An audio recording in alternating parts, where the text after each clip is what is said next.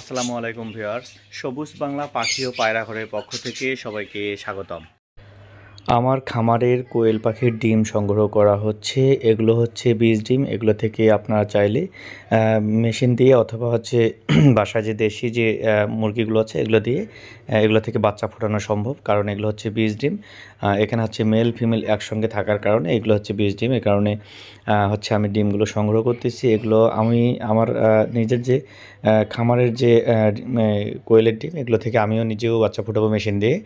তো আর যারা হচ্ছে এগুলো থেকে কোয়েলের বাচ্চা ফোটাতে চায়, বাচ্চা নিতে চায়, সেক্ষেত্রে তারা হচ্ছে বীজ ডিম নিয়ে যাচ্ছে এবং নিয়ে যেতে পারেন। তো এগুলো হচ্ছে আমি সংগ্রহ করতেছি। এগুলো প্রতিদিন দেখা গেলো যে 100 150 বা 80টা 90টা এইভাবে আমি আলাদা করে রাখি। এগুলোর মধ্যে ডিমগুলো বাছাই করা হয়। বাছাই করে যে বড় সাইজ যে ডিমটা, সেটাকে হচ্ছে বীজ ডিমের জন্য বা বাচ্চা ফোটানোর জন্য সেই ডিমটাকে সংগ্রহ করা হয়।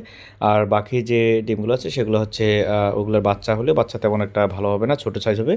এই জন্য ছোটোগুলোকে আলাদা করে বড় ডিমগুলোকে বীজ ডিম হিসেবে সংরক্ষণ করা হচ্ছে। আপনারা দেখতে পাচ্ছেন আমার অল্প একটু জায়গার মধ্যে বেশ কিছু কোয়েল পাখি এখানে মাশাআল্লাহ অনেক সুন্দর আছে। এবং কোয়েলের যে খামার যেটা হচ্ছে করতে হবে, সেটা চতুর্দিকের জন্য আলো বা পর্যাপ্ত আলো বাতাসের ব্যবস্থা থাকে। বাতাস এদিক থেকে ওদিক বের হয়ে যেতে পারে, এরকম একটা পরিবেশ তাদেরকে দিতে হবে।